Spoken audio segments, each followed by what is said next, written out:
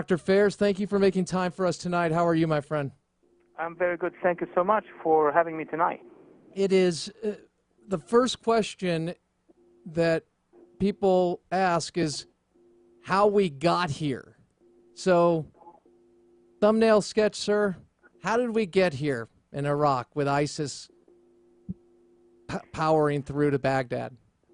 Well, you have to go to the genesis. The genesis is what we have done to either help or not intercept what was happening, and it is really about policy. It began in 2009 when we started to address the Iranians and committing to engagement with the Iranians, and then later on in 2011 when we withdrew from Iraq, and this is really the core of the situation. We withdrew from Iraq abruptly at the end of 2011, not 1 month more, not 3 months more, because we have committed, the president has committed in his electoral campaign to withdraw at that date.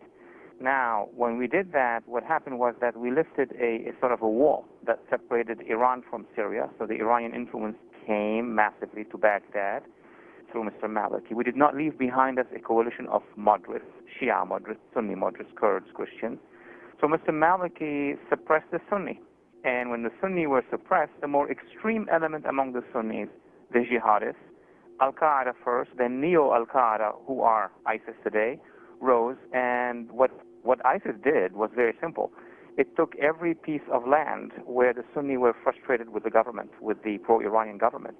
So our first mistake was to allow a pro-Iranian government. A second mistake was not to contain the jihadists in the beginning. And the third mistake now is we continue to do the mistake by committing with the Iranians and not finding the Sunni moderates. That's the Obama administration policy, which I criticize in my book.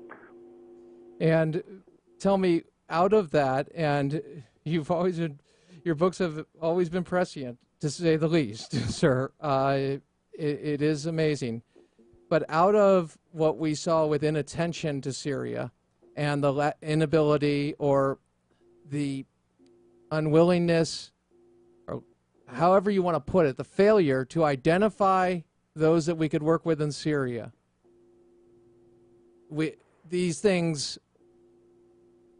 come out of that we can't just close the door and say, we're just going to back off. We're not going to be the leader of the free world. We're not going to fill the vacuum when we see Maliki, for example, going to Iran, seeing the breakdown of the Sunni elements in Iraq and saying, wait a second, well, we can just let those things go because it's really not our job. We're war weary. Your thoughts? Absolutely. This is the heart of the matter. And I have detected already in my book, but now it's becoming reality, two kind of mistakes. I call them political strategic sins, S-I-N-S, not the theological dimension, but the political dimension. Not only we don't do, if we only don't do and withdraw and isolate, people fix themselves, like the human body, it fixes itself. That's what the Egyptians have done. But we partner ourselves with bad guys. I mean, begin with Egypt. We partnered with the Muslim Brotherhood to such a point that the Egyptian people and army said, enough. They rose, they kicked them out. We partnered with the Nahda Islamist Party of Tunisia, a cousin of the Brotherhood, until the Tunisians said it's enough. And in Syria and in Iraq, we have been opening up to the Iranians. The limitation of the Obama administration and taking action in Syria, since you asked, and now, of course, in Iraq, is the fact that he cut that deal, the nuclear deal, which is much bigger than the nuclear deal, with the Ayatollahs, and the administration doesn't want to do anything that would influence, that would fail that deal, because we have midterm elections. So we cannot function in foreign policy based on who's going to win elections here. And second, with regard to the jihadists, because of this partnership with the Brotherhood, wherever the Brotherhood has influence, we also do not contain. So now everything came together in Iraq. In Iraq, we have practically, aside from the Kurds, transferred Iraq to the jihadists, practically, and to the Iranians. That's the result of this policy. There are those who have said, hey, look, let them kill each other. They're both enemies of ours. We've got Al-Qaeda basically fighting the Quds for us. Hey, great. Let them fight each other. What do you say, Dr. Phares? We've said it before. We've said it on Syria, and we're saying it again. These are not dumb people. Yes, they're fighting each other to settle, to find a border between each other. Once they establish a balance of power, what is it you think they're going to do?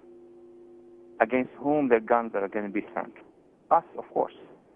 The jihadists who are fighting the Iranians are not going to go away from fighting us. They're also preparing the jihadists to come at us. We've seen this in Libya. We've seen this in Egypt. We've seen this everywhere. So the mother of mistake to say, well, Shia and Sunni, Iran and Al-Qaeda are going to fight each other. Yeah, but they're fighting over what? Over finding the borders between themselves. And then they're going to say it's all the fault of America. When I go on Arab TV or on Arab media, those representing the jihadists of Al-Qaeda and those representing the Iranian point of view, what is common among both of them is that the enemy is America. America is the mother of all enemies. So that argument won't work. Besides, when those two are fighting, who are they crushing first? Not each other. They're crushing the moderates. They're crushing our guys. They're crushing the future of the region. Isn't that the first wave? First that goes is the Muslim moderates, and then they come together, and it goes Israel, the United States. There's a step to their plan, so to speak. They eliminate the immediate threat of the Muslim moderates, and then they turn their eyes and unite against Israel and the United States. Would that be an accurate statement?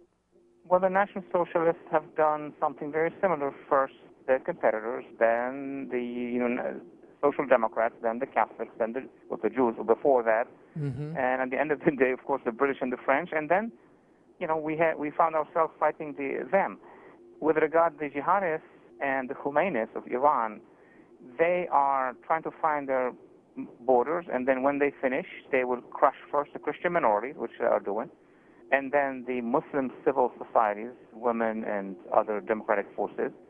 And then, of course, they're going to turn their guns on Israel and on the rest of the liberal world.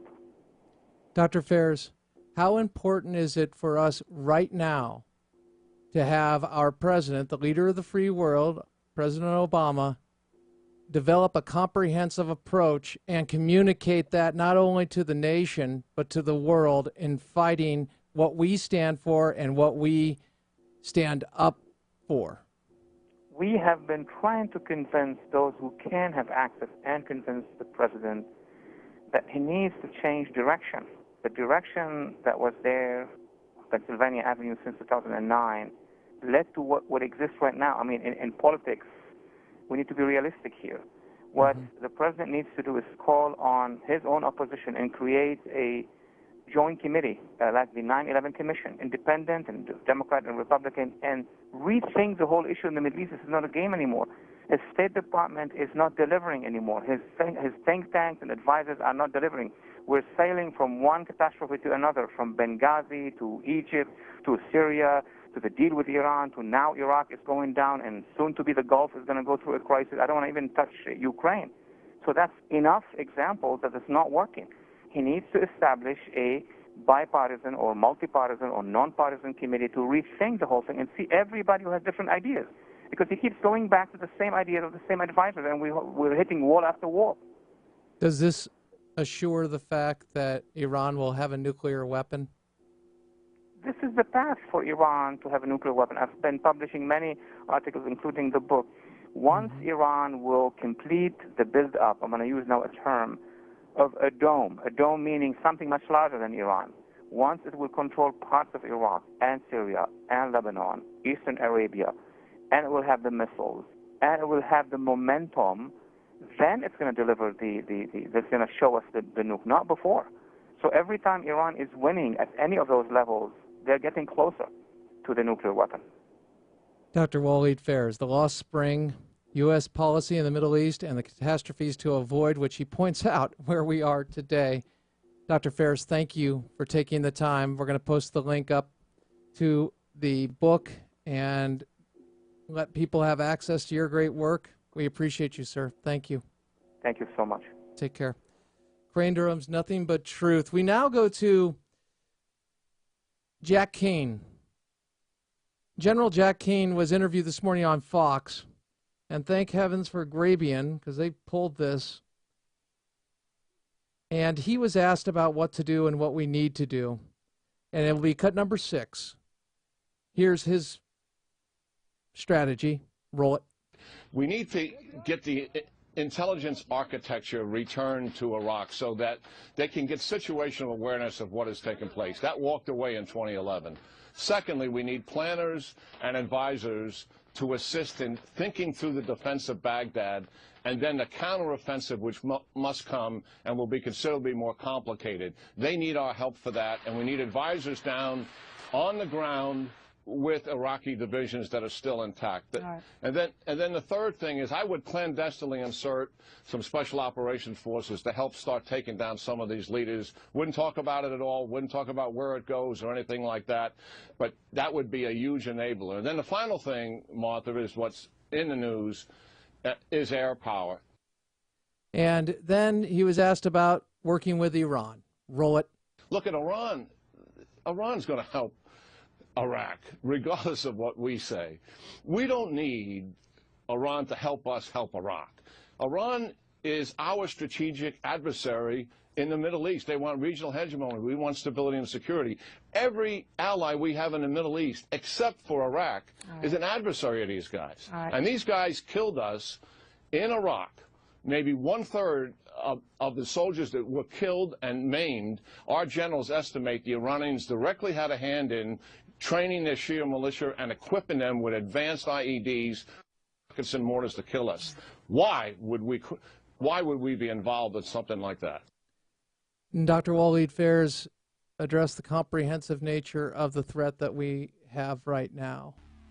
And there is a tendency to walk away or throw up and just say it's a mess.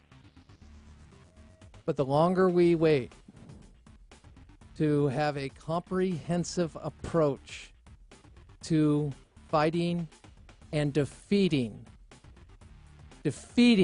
ending our enemy, certainly their regimes, the butcher's bill will grow and grow and grow, and history will look upon this time and say, why didn't you act sooner?